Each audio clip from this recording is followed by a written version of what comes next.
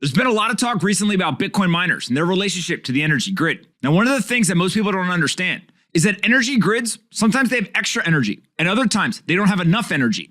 And so naturally, that volatility between how much energy is actually available and how much demand there is for the energy ends up creating problems. This is where you see things like rolling blackouts in certain states. Now, the Bitcoin miners, they have an advantage. They actually can take on as much energy as the grid will provide.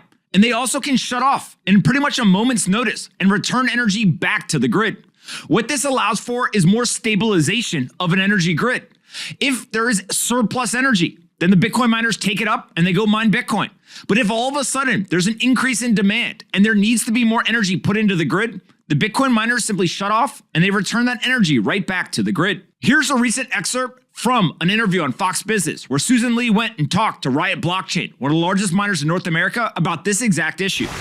Crypto mining could strain the already shaky grid. Susan, how can they help stabilize the state's power grid? Well, I can tell you that the Texas power system is pretty tricky because it requires really a perfect balance of supply and demand. And you saw that play out in those 2021 winter rolling blackouts when homes couldn't get heat. So this time around, in this record-breaking heat wave, Texas wants to make sure that the air conditioners continue to cool. And they're turning to a new source, and that is cryptocurrency mining and Bitcoin miners. And how exactly are you helping out the Texas power grid?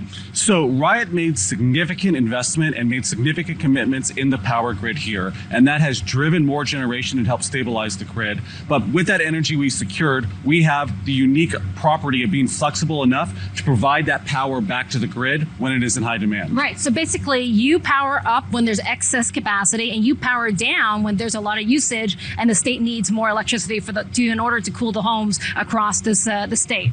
Exactly, and that's very unique to Bitcoin mining. Not most large energy loads cannot just shut on and off, throughout the day. We have the flexibility because Bitcoin blocks come 10 minutes apart, and that's as much work as we're doing. Yeah, and also, Stu, they've purchased their electricity and their power usage on a 10-year contractual basis already.